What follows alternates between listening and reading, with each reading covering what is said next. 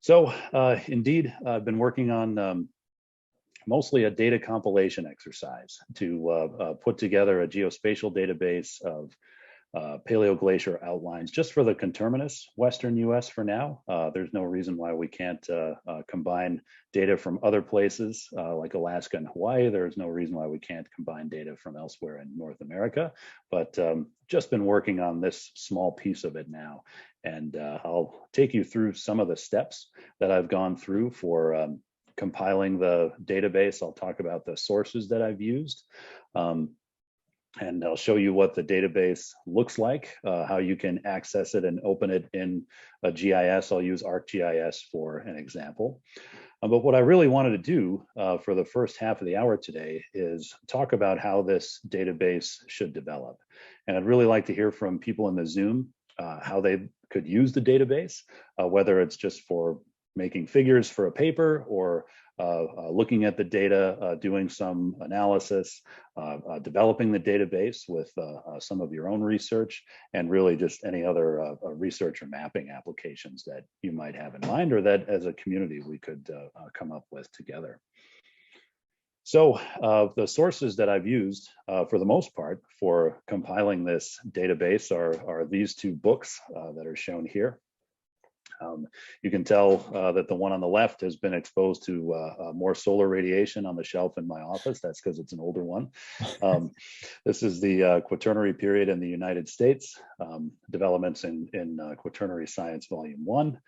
And then later, about 7 years later, this Quaternary Glaciations, Extent and Chronology, A Closer Look volume came out. You can see that's volume 15, I believe. I have all your faces covering up part of my slide here. So less weathered. And if you were to do a Google search on this title, you'd actually be able to get to some electronic supplemental files that come along with this. And this is where I've compiled most of the contributions to paleoglacier outlines for the conterminous Western US. From this volume, you can get geologic information in addition to paleoglacier outlines, all kinds of digital products from all around the world. They're not just restricted to places in Western North America.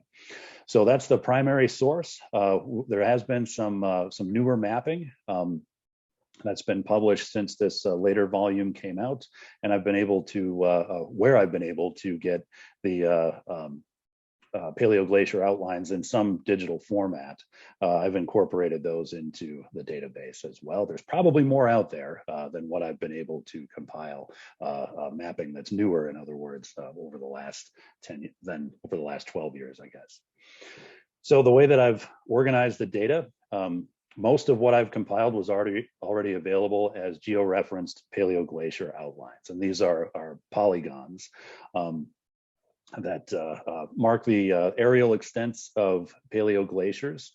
They are drawn at different scales. Some of them are drawn at a scale 1 to 24,000. Some are drawn at scales coarser than that. And the compilation involved collecting data that had varying attributes. So most of the data, when I compiled them, they were available as shapefiles that I could view in ArcGIS or ArcMap. And I had to figure out a way in compiling the data to preserve the attributes that, at least the ones that were non-derivative. So non-derivative descriptive data, data that are queryable. If somebody's using the database and they wanted to know, I just want to look at glaciers in California, for example, or Wyoming or something like that, they'd be able to select some part of the database based on their attributes. And I'll show you specifically what those attribute tables look like in a moment here. There were some attributes that I didn't preserve, the derivative ones like the length of a polygon outline or the area of a polygon. That's something that's easy to get within a GIS. So those are things that may also be subject to change as we're updating and developing the database. So those are things that we probably would want to have users come up with rather than represent as fixed data. In some places, there's some overlapping reconstructions. There are a few places where there's some higher resolution paleoglacier outlines, more the 1 to 24,000 scale, and then along with those in the database, there's some coarser drawings as well. I have preserved all of those. I didn't just get rid of the ones that were coarser in favor of the more precise ones. And along with that, I did not exercise any quality control. There are a few places where there were some just dangling polygons and some other features that I removed from the database, but there were maybe 10 at the most of those out of thousands of polygons. So I didn't exert any kind of quality control, and I have preserved the sources of these data in the attribute tables themselves. So just about all the data are published. There are a few contributions that are from unpublished sources. And as I said before, there's probably a lot more out there than just this little bit that I've compiled so far. So why don't I exit out of PowerPoint here, and hopefully I can spare you too much navigation across my desktop here. And hopefully you can see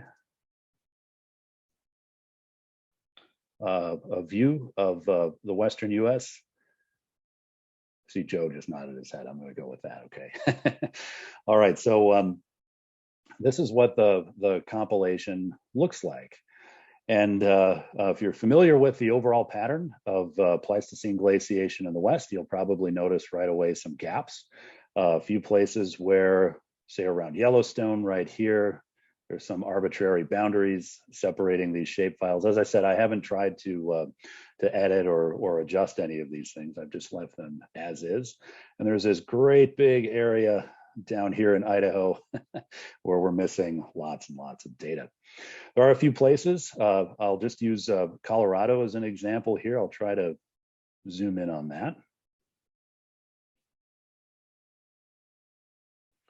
where we have drawings that are really nicely represented on the statewide scale. And Dennis, you're on my screen right now, so I'm just going to give you a shout out for drawing these.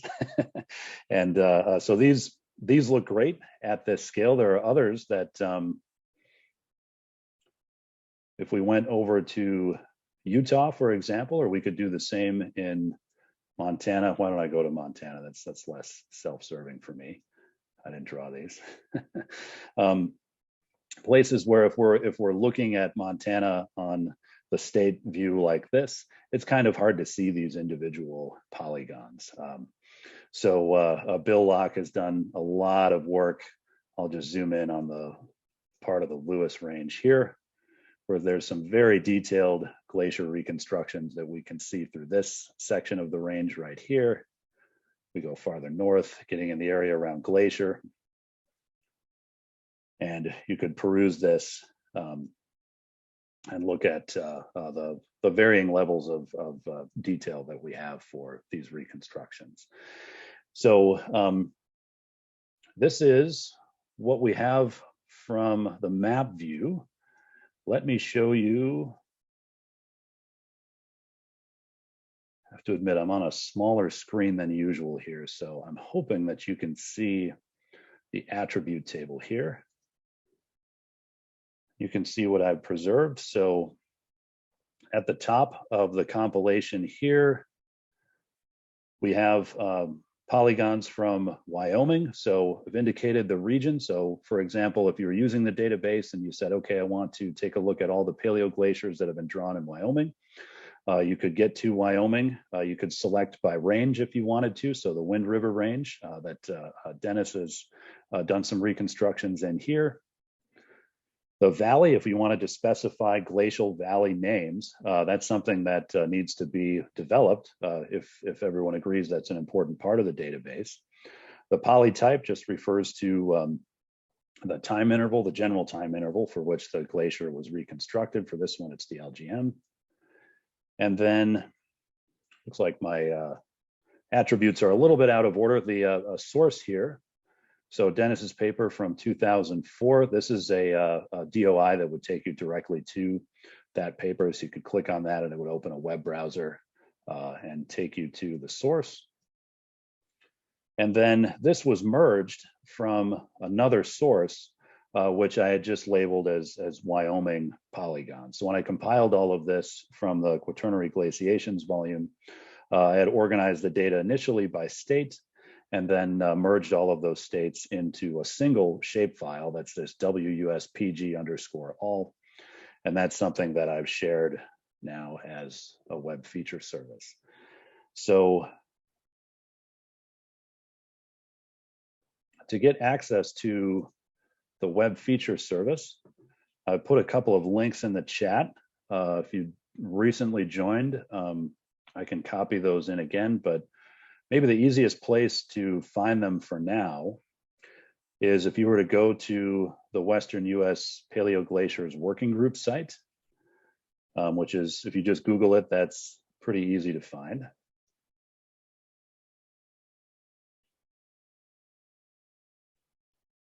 All right, it looks like Leif reposted. Thank you for that. So this is the website that has a shorter URL here, and if you can get to that, if you haven't looked at it already, if you were trying to find some of the previous talks that we've heard so far this winter, these are all organized here. These are YouTube links. But as of this morning, when I finally finished the database and made a web feature service from it, we have this link. So what you could do, depending on which GIS you're using, or if you're using a web mapping application, you'd have to follow some software specific instructions for taking this URL and using it to connect to the database. But if you did that, it would show up in your GIS, and you'd be able to look at it, for example, with another web feature service. Last week, Joe Tulenko talked about using ICE-D as a web feature service. So you could open both these things at the same time. You could look at which paleoglaciers have some cosmogenic ages going along with them, for example. That could be a useful exercise. So at least for the time being, this seemed like a good way to represent the data for distribution. But as a web feature service, it does not allow for community development, at least not directly. So what I thought would be worthwhile for the rest of the time here would be to talk a little bit about some other ideas for sharing the data, sharing the database.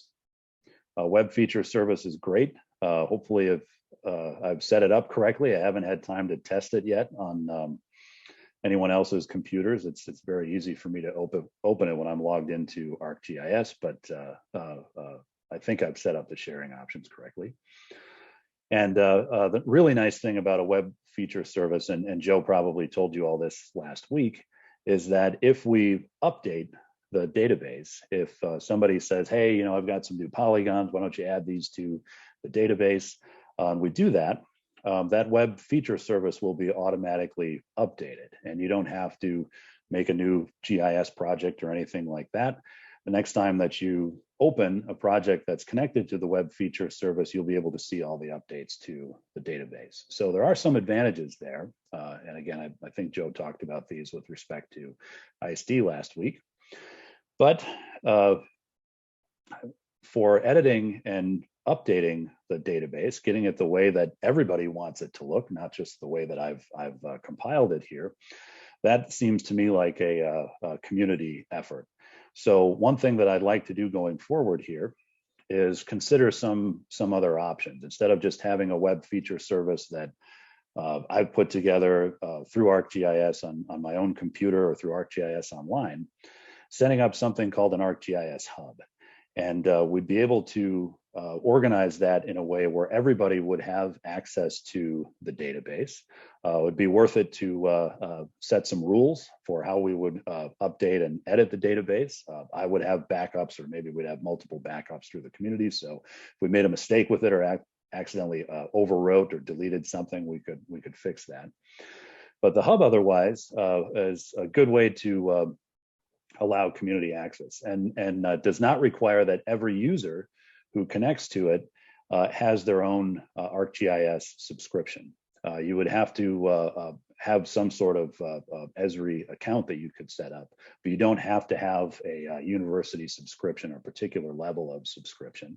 I can set up the site with my university's subscription, but other users would be able to contribute to the data, edit the data, and then download it in whatever format they prefer.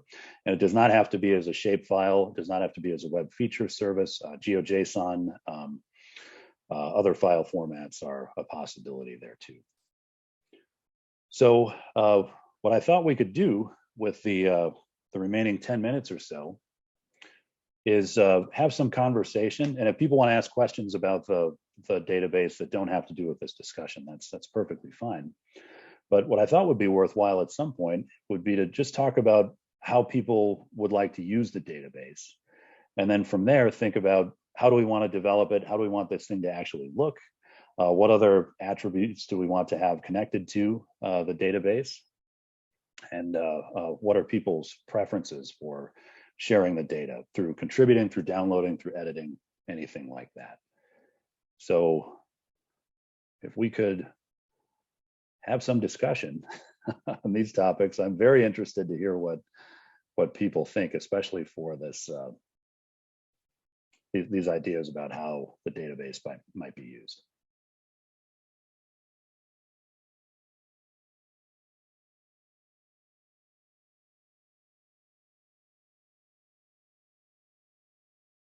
All right, Maddie tested out the web feature service and said that it works, so thank you, Maddie. I'm glad to hear that.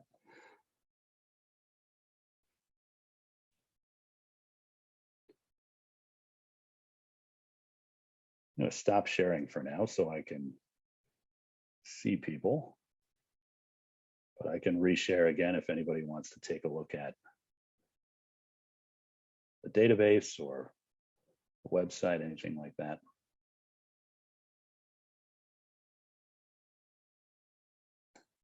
Joe, go ahead. Hey, Ben, thanks for that presentation. Obviously pretty excited about this. And I can maybe try to start off some discussion, because one question that pops into my head is how challenging or straightforward is it if to update the database and to keep it a living document? So like, for example, you mentioned there's some places that are mapped in varying levels of detail. Let's say a new study comes out, or one of us ends up tackling something in more detail and an outline needs to be updated. Can you take us through what the process would be for that?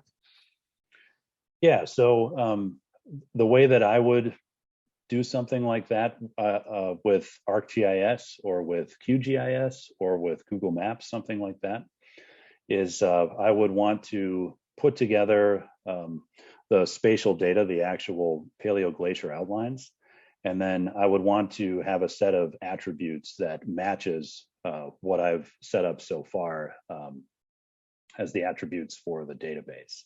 That would be the bare minimum. There can be some other attributes that we can add. And it's also, I should say, it's perfectly fine if people wanted to see everything that was originally published from this compilation, areas and perimeters and things like that. I could easily share that information. But we would probably want to set up some kind of template so that people know what those attributes are. You could also just use the web feature service, open the attribute table and see what those attributes are. And then we would need a way for people to actually share their files. So we could set that up through the ArcGIS hub that I mentioned. We could set up other ways for file sharing within the community. I'd want to set up a way that's accessible to everyone, and that doesn't require, you know, a deep knowledge of GIS.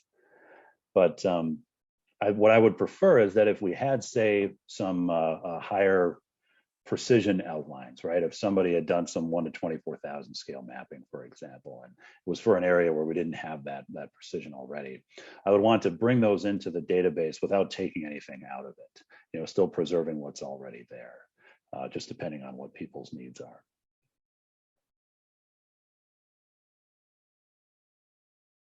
Leif, go ahead.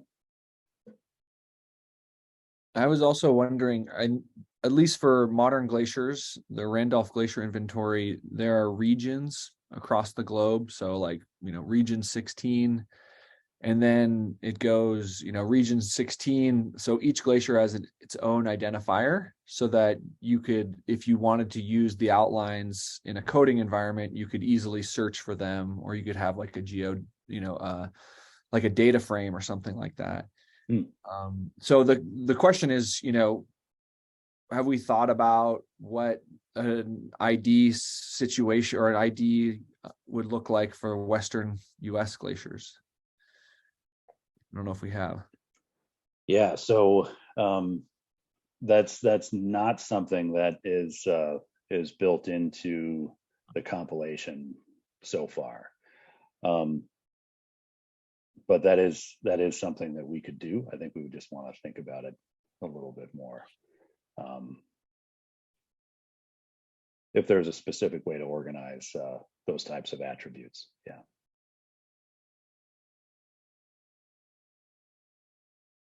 Philip, go ahead.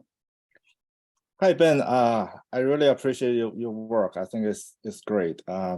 In terms of the book, I actually just sent out, you know, in the chart, there's one people in Europe is kind of put the digital version of that book, you know,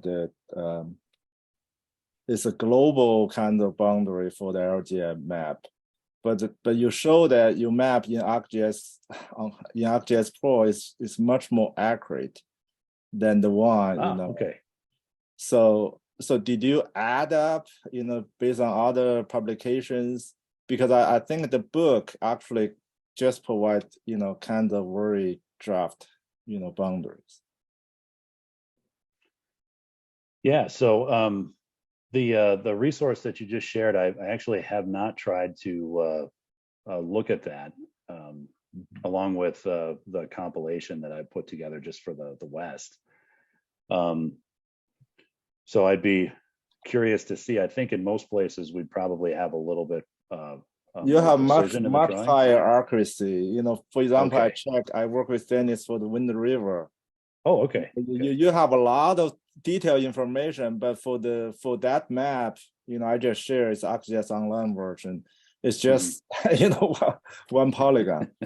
So yeah, it's very interesting.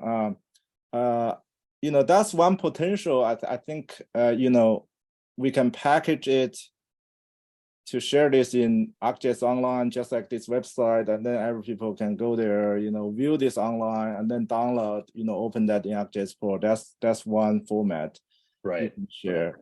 My other question is, I look through all these polygons. Do you actually plan to divide, you know, to different watershed?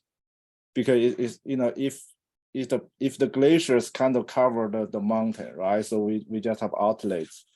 Right. I think in the you know, RGI glacier, the modern glaciers, they actually divide into different watershed. That's related to the name, right? So, you know, RGI whatever coding, that's related to that. Okay. Yeah, that's one potential suggestion. I think, you know, we can do. I'm very happy. I think I can write some Python code if you have this, you know, polygon for the whole region. You know, I think it's easy to divide that to different watershed. So that's indicate divide a large polygon into, you know, small ones for each watershed. I think that one I can do. Yeah, that's a great idea. And I definitely need a coding system for the Paleoglaciers. I think I like Leif's idea about that. Yeah, we do.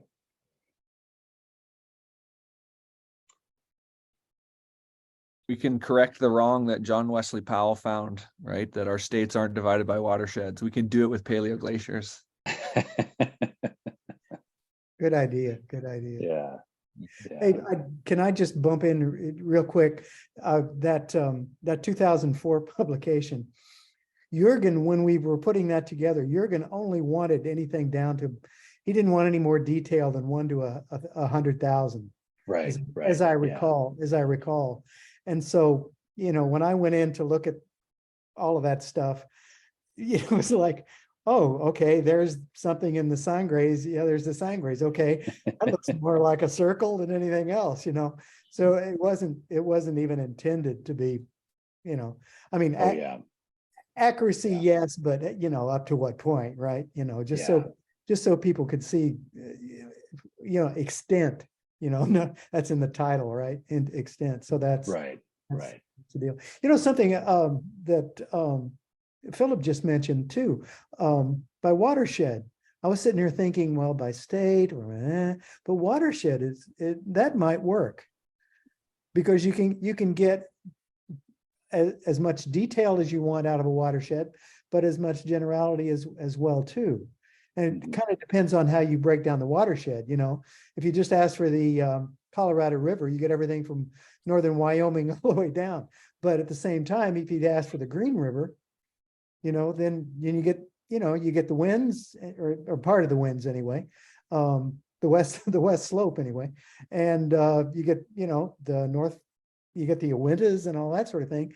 But then you can break it down into Pole Creek or East Fork or something like when you go in and for what we've been doing, for what Philip and I have been working on, when you go in and draw the glacier boundary as you know it, you're basically just dealing with one watershed or a group, like for example, you could combine them. You could combine the Bull Lake Dinwoody for the winds or something like that, or you could just have the Bull Lake all by itself too. And that would, that anyway, I'm going on and on here. So the only point I wanted to make was, that watershed idea sounds like it's something we should think about. And at that, I'll shut up. Yeah. I do have another question. Related to Dennis' question. So for each boundary you show us, for example, if I use, the paleo ice to reconstruct the thickness, can I trust this boundary as the paleoglacial boundary? Or I just, using a part of boundary and then do reconstruction, and then may provide some, for example, trim lines or others may produce a boundary. So I don't know what is your perspective on this? Well, I think it kind of varies on location and what the intent of the original drawings were.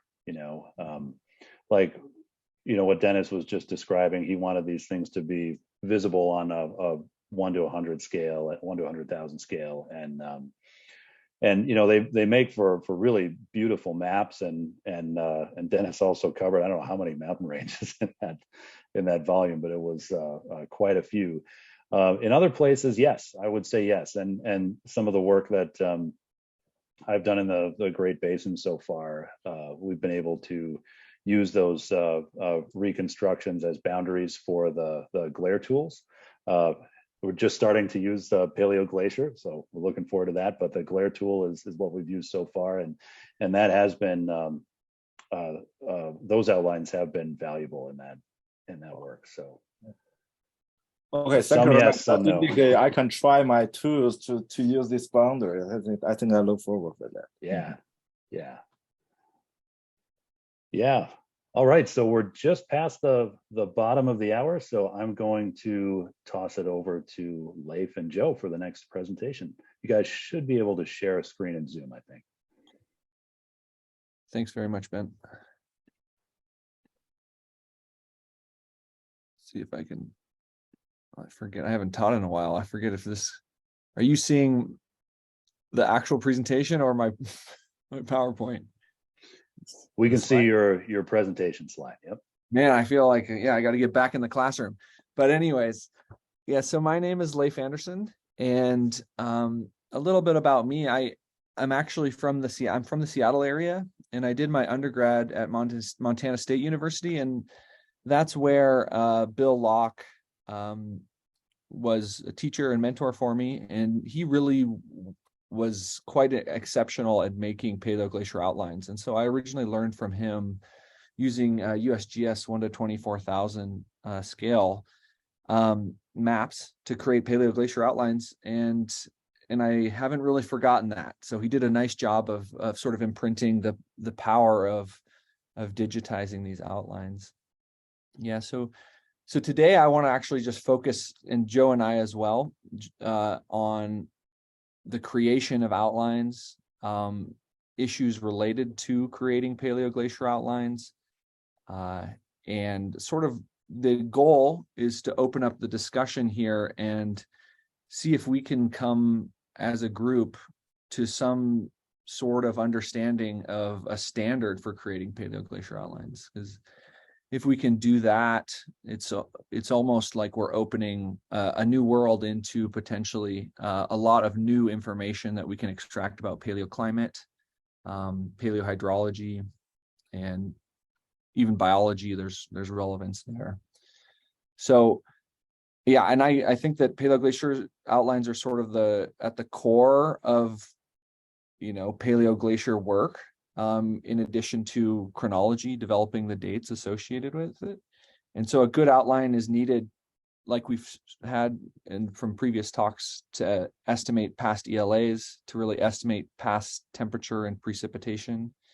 And so we really need outlines that are actually quite accurate to do that well. And so as an inspiration, I put up, this is Grosser Lech Glacier in Switzerland. It's the largest glacier in Europe, but the deposits we're looking at are really made by real glaciers, and we can see this little ice age trim line here as well. And so it's great to use really modern glaciers as a way to calibrate our understanding of what paleoglaciers looked like, and then what sort of evidence can be looked for in the landscape. So here from the little ice age maximum, this is a hotel right at the end of Rona Glacier, okay, which is subsequently retreated quite a lot. But I think for those of us that have worked on paleoglacier outlines, we really need to bring all of our knowledge about glaciers and landscapes together to really create a good outline. And I would argue that we need pretty accurate outlines if we're going to estimate, paleo ELAs across the Western US, or estimate paleoclimate using these outlines. Okay. So when we're making outlines, though, in general, we have to keep in mind the basics. Going back to Geo 101 here, the basics of what a glacier is, right? And that, right, above the ELA, okay, there's some fundamental things about the physics of glaciers, right? Really, above the ELA, we have sort of a U shape on the surface of glaciers, where, the surface of a glacier is high at the edge and it's low as you go towards the middle, okay? But when you're in the ablation zone, the opposite is true. Glaciers are convex up. So if you walk from the center of the glacier to the edge, you actually go down. And that has implications for the fact that rocks, when they're being moved or advected on glaciers and in glaciers, when you're below the ELA, those rocks are deposited on the edge of glaciers, leaving potentially lateral moraines. And then, of course, terminal moraines are left at the toe of glaciers.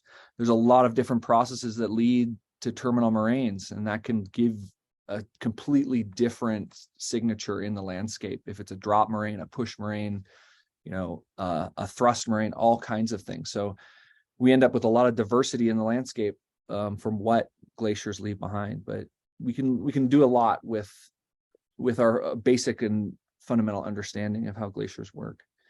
So one thing that I'm excited about working on is actually developing and creating sort of a decision tree for paleoglacier outlines. And I think this is something that would be wonderful to discuss together in a collaborative way, to sort of understand if we can create a way that we can be confident that we have established a usable paleoglacier outline for using all these amazing tools that we have available to estimate temperature, precipitation, ELA. And so just to get our, our thoughts going, I have an example of what we might consider the first question if we're walking into a decision tree to create a paleoglacier outline, right? So are there signs of paleoglaciation high in the landscape? And so what is an example of the evidence? Well, is it a U-shaped cross-section? Is there extensive exposed bedrock, right? That's at the bottom of this U-shaped cross-section. Are there whalebacks, Ruche montagnais? And so this is an example. This is from Google Earth, but it's an open topography 1 meter LiDAR-derived hillshade. A little typo there. But if you can see, right, in the landscape evidence of glaciation high up, well, I think that's the easiest place to actually see that there was a paleoglacier present. And so an example of, like, if you do see signs of paleoglaciation high in the landscape, then, the next step would be, for example, look down valley for a terminal moraine. Oops. Okay. And so this is, again, looking at a hillshade again, but in this case, if we were to have identified there was a paleoglacier high in the landscape. If we look farther down in this case, we can actually see something there's a slope break here as we go down. The head of this glacier is just here, paleoglacier. And then we can see, at least to our trained eyes, or some, maybe you can see it, this is a nice terminal moraine at the end that goes into a lateral moraine as well. Okay. And so if we can create sort of a decision tree for this, we can start getting and training our students maybe more effectively or en masse to create paleoglacier outlines. And we can transition from, blobs the size of the Uintas, which they're not blobs of the Uintas, but if you had a big blob the size of your ice cap without outlet glaciers, perhaps with a little bit of training and some sort of a logic tree, we could come up with a way to standardize these outlines. So that's what I had for you guys. But I would love to discuss further what a decision tree would look like. I mean, there's lots of different pieces involved, like geology, right? Are we looking at granites? Are we looking at shales or sedimentary rocks? The signature of a glacier and landscape changes. If we're looking at ice cap versus, something in the Tetons, for example, with a huge head wall, we're going to have a very different expression in the landscape.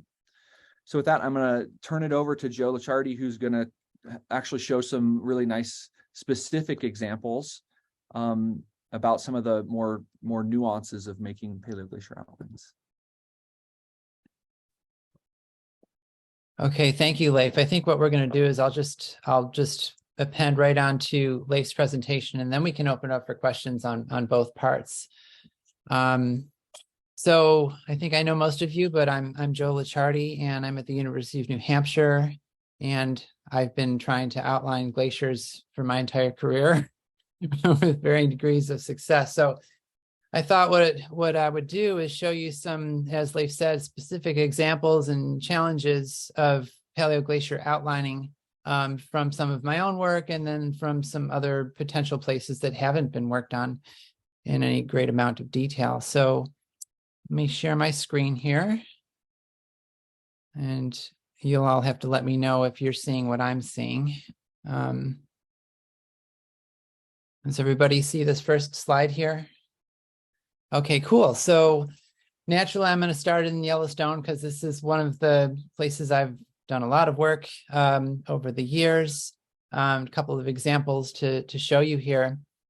And what you're looking at here is actually, this was intended to be a new display in one of the visitor centers in Grand Teton National Park, which never has yet to be installed. So what you see in the visitor center is pretty old and faded, but this is already out of date because I did this many years ago. But what you're looking at here are glacier outlines that have been drawn with varying degrees of detail. And on this map, we're including both the Pinedale and the Bull Lake outlines. There's, of course, a lot more uncertainty in the Bull Lake outlines. The Pinedale outlines are known quite precisely in some places, and in other places not so much. And Dennis, I would love to talk with you more about these nether regions between the Gros Ventre and the Wind Rivers. I'm sure there's some cleaning up that needs to be done there. But just to give you an example of the level of detail that we have to work with in some of these places, if you see that blue box right there, I'm going to zoom in here to that blue box and show you a snapshot of some field mapping that was done by Ken Pierce, who's of course one of the greatest quaternary mappers of all time, in my opinion. And you can see Ken's notes and lines that he drew on this quadrangle that he then used to later draw in some very detailed glacier outlines, as well as all the other superficial deposits that you're seeing in the map area. So of course, getting back to field mapping, that's sort of the gold standard in a lot of cases if you want to have an accurate paleoglacier outline. This happens to be the mouth of Granite Canyon. But now, of course, we have LiDAR and we have a lot of other tools available to us. We have full coverage in Grand Teton National Park. So just to show one example along the eastern range front of the Tetons, where we've been working for some time now, this is the Google Earth view, and then we can melt that now into the LiDAR view. And there's, no question where the terminal moraines are here. And I'm going to use Glacier Gulch here as an example of where we might outline a paleo glacier. Not only do we have really well-preserved lateral and terminal moraines, we also have a modern glacier that is still in the catchment. So up there in the catchment, we have the Teton Glacier, and the upper elevation of that glacier gives us a minimum elevation for a paleo glacier. So if we make the attempt to follow the moraines and the trim lines and any other signs we can find along the valley walls, also taking account of the modern glaciers, we get something like this. And there's probably not a lot of wiggle room in adjusting this margin down in the ablation zone because the evidence is so well preserved. But we still are left with questions in the accumulation zone. For example, we don't know exactly how thick the ice was in those upper reaches, and there was potentially some commingling of ice between adjacent valley glaciers, and we'd have to look for field evidence in those culls between those two valleys to notice that. But generally, this is a good situation where we can have a lot of confidence in our paleoglacier outline. Now, the situation on the west side of the Tetons is quite different, and that brings me to just a couple of challenges here I wanted to run through. And we've done some mapping over there as well. It's not nearly as intensively studied as the east side where you're in the national park. This is the Teton Valley in Idaho. And so zooming into this blue box here, we can look at the oblique view of the western flank of the Tetons, where there were some very large valley glaciers. But the problem here is that the Teton Valley is filled with very, very thick deposits of loess. And that loess is completely burying the terminal moraines for some of these valley glacier systems, specifically the Bull Lake, the older isotope stage 6 moraines. So I want to zoom into the mouth of Teton Canyon here, where we've been vexed by this problem. And so if you look at this, this is the mouth of Teton Canyon. You'll see a bunch of ridges in here, and we've done some mapping and exposure dating here. And if we look at the Pinedale moraines, that's where the Pinedale moraines are. They're incised, and there are no terminal moraines for the Pinedale, but they make it all the way down to the valley floor, and you can probably you can do a pretty decent job of estimating where that terminus may have been. But for the Bull Lake moraines, those moraines dive right underneath. They basically become buried underneath this loess. And so Ken and others published on this loess many years ago with rough age estimates. It's post-Bull Lake and pre-Pinedale is what the estimates are for the age of that fill. And so there's really nothing we can do aside from modeling to estimate how far down this canyon and out into the valley that Bull Lake Glacier went. So that's one challenge that's pretty tough to get around. Here's another one. So I mentioned the presence of modern glaciers as a cue that we might use for this difficult task of figuring out how high up the cirque walls the ice was in the absence of really clear trim lines or other evidence. And so on the left, you're seeing an example from the Titcomb Basin in Wyoming, and that is an outline of a paleoglacier that's referenced to the inner Titcomb Lakes moraine. So we can be pretty confident where the terminus was, and not so confident about where the ice was up the head walls. But we do have a series of modern glaciers in this basin that again give us minimum elevations. It's certainly reasonable to think that the modern glaciers that are around today are at least as high, or the paleoglaciers were at least as high as those glaciers on the valley walls.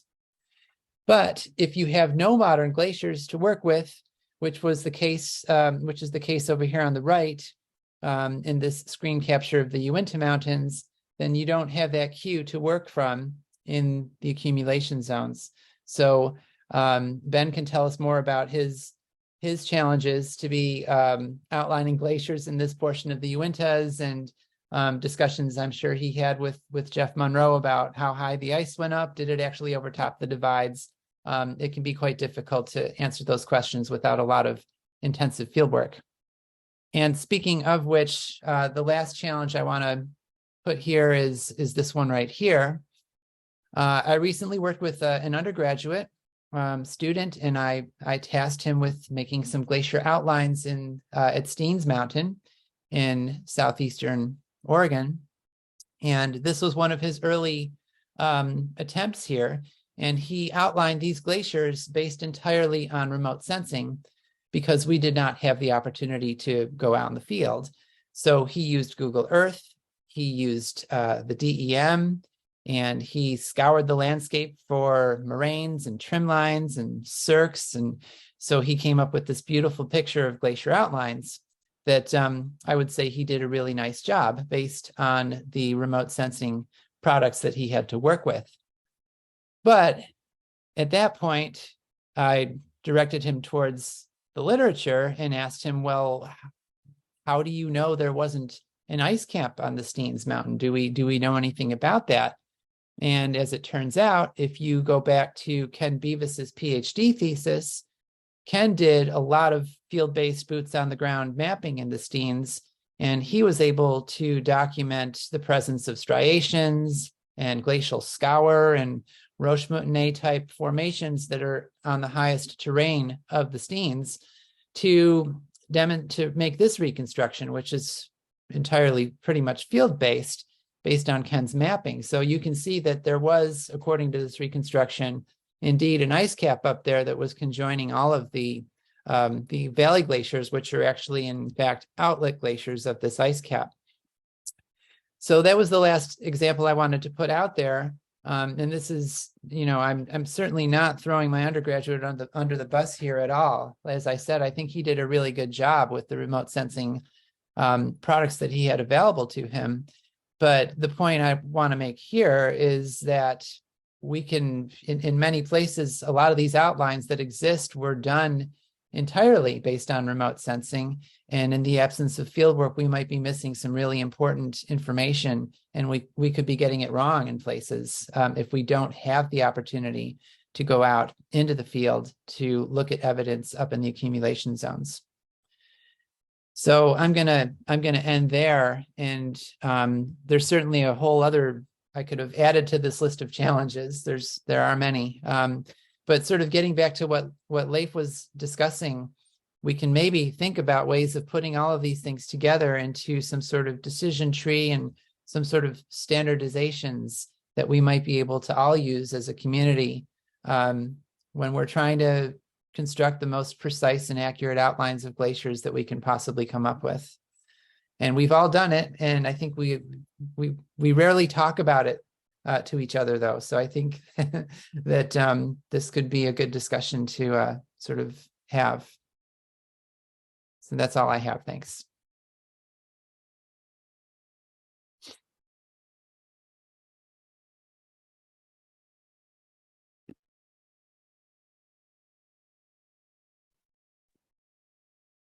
All right. Well, thank you. We don't have any other. Yeah, sorry, I was just going to say we don't have anything else in our program other than Q&A, so just open it up for discussion.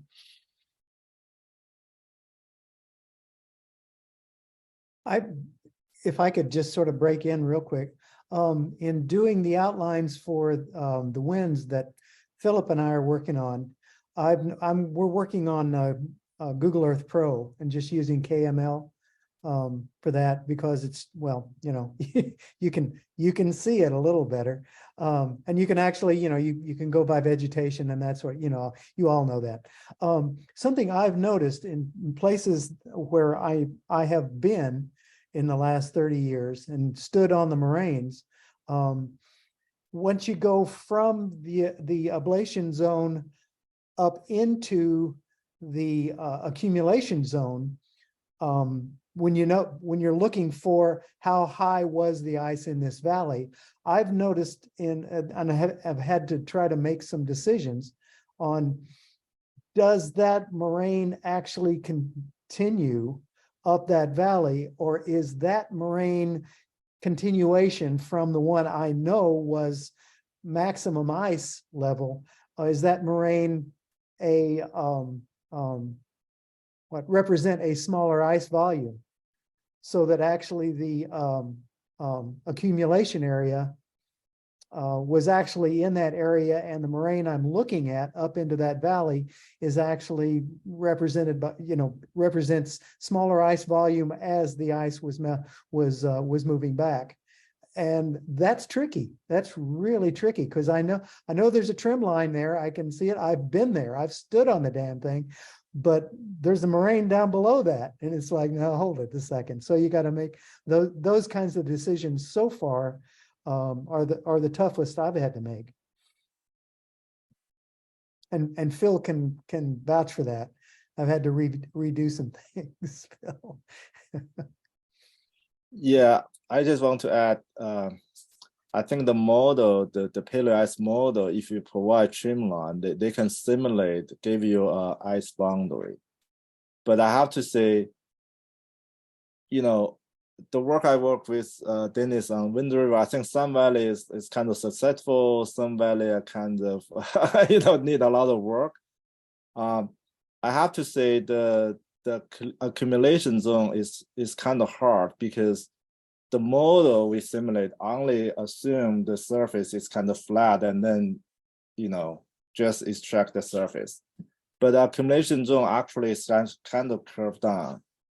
So I think that the impression I have is, you know, if the paleo ice gave a boundary in the accumulation zone, is most likely, you know, conservative, you know, it's a low boundary, because the real one maybe is even higher, you know, because of that.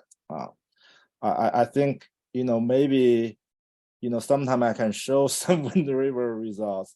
You know, we can have a kind of minimal, you know, boundary for the accumulation zone.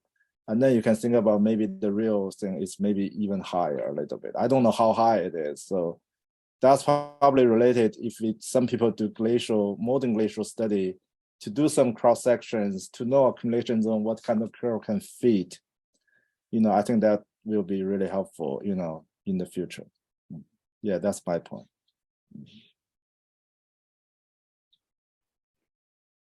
That's a good point, Philip. Thank you. And I was going to share some observations that I have from using the glare tools, plus these outlines that I've drawn in other places. But I'll go to Jeff Monroe for now. Thanks, Ben. Thanks, Joe and Leif. This is just such interesting stuff. And you know, Dennis just brought up, of course, a great point about the challenge and trying to figure out where to put those lines in the accumulation zone. But at the other end of things, it's not always as clear as we might like either. And Joe, I saw this nicely in your Glacier Gulch example, where, you know, after you drew in the paleo glacier outline, it's pretty much what I would have drawn too, but in reality, you're kind of drawing like the outer margin of the obvious moraine, or the outer margin of the till deposit, when who knows where the edge of the ice actually was. You know, maybe it was quite a bit less extensive and was just, barfing out huge amounts of flow-till or something, which if you're then doing ELA or you're turning that glacier polygon into something that you're going to plug into a model, then it starts to matter if you maybe over or underestimated the area of that lowest elevation ice. So, back to Leif's original plea here about, could we design some type of consensus-driven plan for how people would go about doing this type of work? I don't know what the answer would be, but I think that in that would have to be even a simple description about, are we drawing the outer margin of the moraines?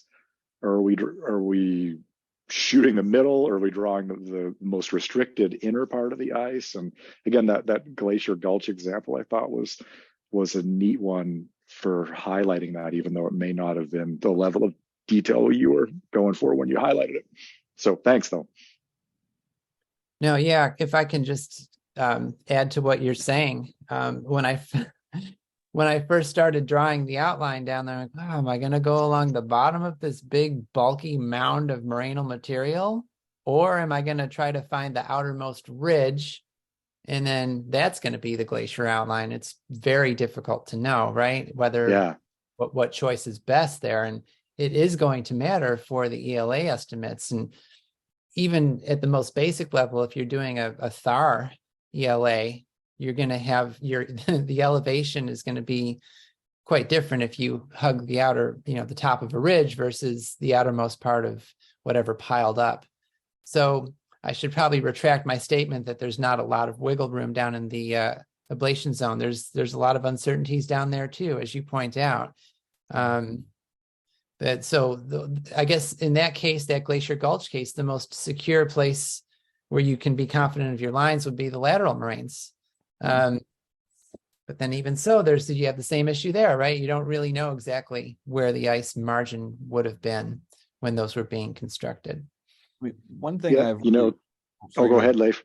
I was just going to say that one thing that I've wondered about is about actually interpreting the process of formation of moraines in the Paleosense.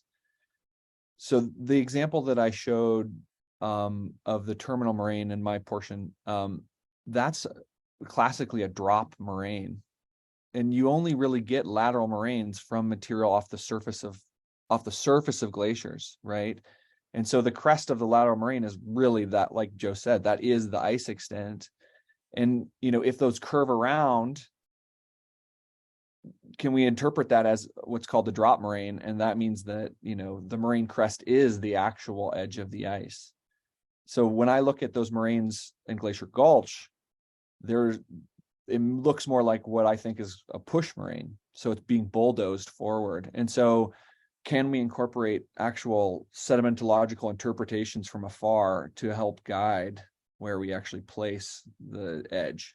Alternatively, we could also think about uncertainty there, where we place, you have a zone of uncertainty, right? And then in that way you can incorporate that, the wiggle room there. But yeah, Leif, that's exactly what I was gonna say, is that maybe the workflow actually has to incorporate should incorporate some high and low estimate based on the geomorphology. And sometimes there might only be one number, or sometimes there might be quite a range that could then be carried through to an ELA reconstruction or a model output.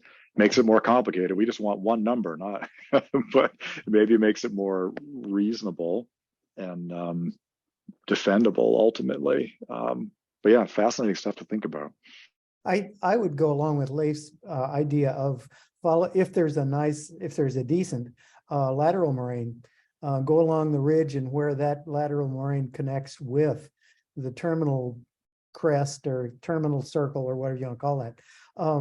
That seems to be a good way to do it. Something I've done, and it seems to work for me. At least I think it's realistic. Is use that along with the outer edge of the field of kettles. That works really well in the Wind Rivers, because that usually those moraine ridges, the lateral loop around, and they represent and they're usually right there at that crest, where if you take one step off a boulder, you fall down the hill, and down the pile of rocks. So together, those seem to work pretty good. At least if you've been in the field and know what they look like, I guess. There's always that. Mm-hmm. John has his hand raised. Let's hear from John. Yeah. For the talks, everybody. So one of the things that I've traditionally done, although it brings up problems. Sorry, Eric, can we get you to hold on for a sec? I think John Rydell was going to chime in there. Oh, I'm sure. I'm sorry.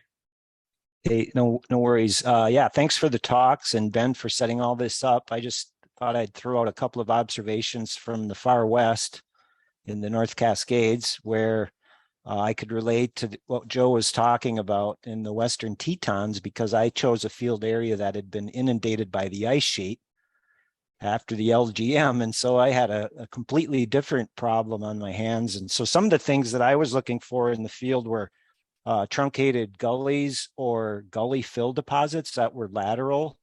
And in the case of the Skagit, the reconstructions that I've done really depended on the distribution of lacustrine deposits in the trunk valley that was blocked by a tributary valley. So some totally different things to look for. And then, you know, the other thing for me was in the accumulation zone, the observation that with a warm bed, a sliding bed, the ice couldn't really accumulate very thick in slopes that were steeper than 35, 40 degrees. Helped with some of the reconstructions that I had done. So yeah, a few observations from the Skagit. Thanks. Thanks, John. Yeah. Eric, go ahead. Go ahead. Okay, sorry, John. I didn't notice your hand up there. I guess one of the things that I've done through the years, related to what Leif was talking about, is to try to make use of a variety of tools, and particularly just some very simple glaciological tools. It gets into some of the problems Philip was talking about, and I guess Leif also, about the concavity of the upper part of the accumulation zone and the convex up nature of the ablation zone. But I've always tried to draw in, when I'm doing outlines, to draw in my best estimate of what the surface contours would look like, and then to look at the implied basal shear stress as a test on the reconstruction. It becomes trickier, but maybe more important up in the ablation zone, where your control on the margin of the ice is a lot dicier. But I've always at least tried to make sure that my outlines and the reconstruction applied based on them, gives something reasonable between, 50 and 150 kilopascals. And if it's out of that range, start worrying about it. And the other thing, I was looking, Joe, at your student's example, and it may well have been possible when he pulled out equilibrium lines, there was about a 250 meter gradient across, I think, a fairly small area or a fairly small distance. And I think that's another check you can bring in. Are you getting reasonable patterns of ELA? So just trying to use some simple glaciological tools. Now, obviously, Philip has a much more sophisticated approach, and that's great. I've just done a lot of this back of the envelope.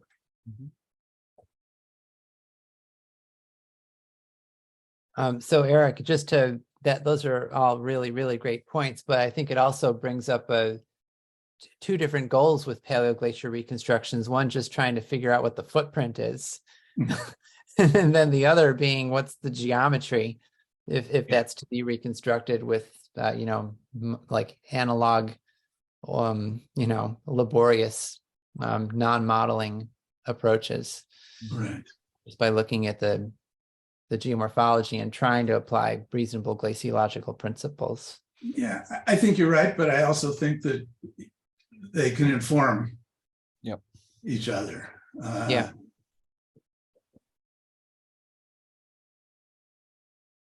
Yeah, I mean, I think you're ultimately, because you're not on the ground looking at the deposits, you know, even digging holes or, you know, using your Schmidt hammer or something like that, you're building sort of, it's a working hypothesis with, you know, multiple lines of evidence, whether or not your outline is remotely close, I think.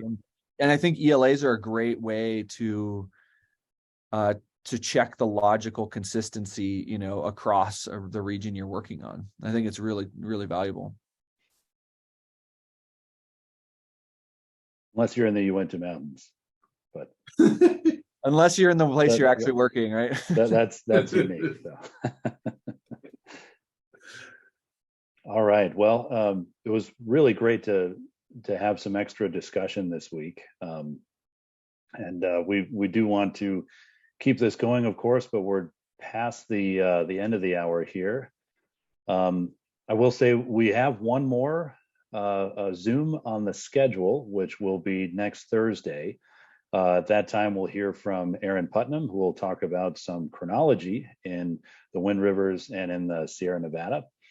And we don't have another speaker on the schedule. We had one person with a change of plans. So what I might do for next week is organize a Q&A. If this sounds okay with Joe and Leif. I'm kind of thinking of this off the top of my head, but maybe talk about some more details about Paleoglacier drawings or future directions for the working group, something like that. So do plan on the hour next week. And then we can also talk about some other ideas for how the working group can keep going here. So nice to see you all. Thank you again for the discussions today, and thanks to Leif and Joe for your presentation. And we'll get the recording posted soon, and we'll hopefully see you all next week. Thank you, Ben. Thank you, Ben. All right, take care. See y'all later.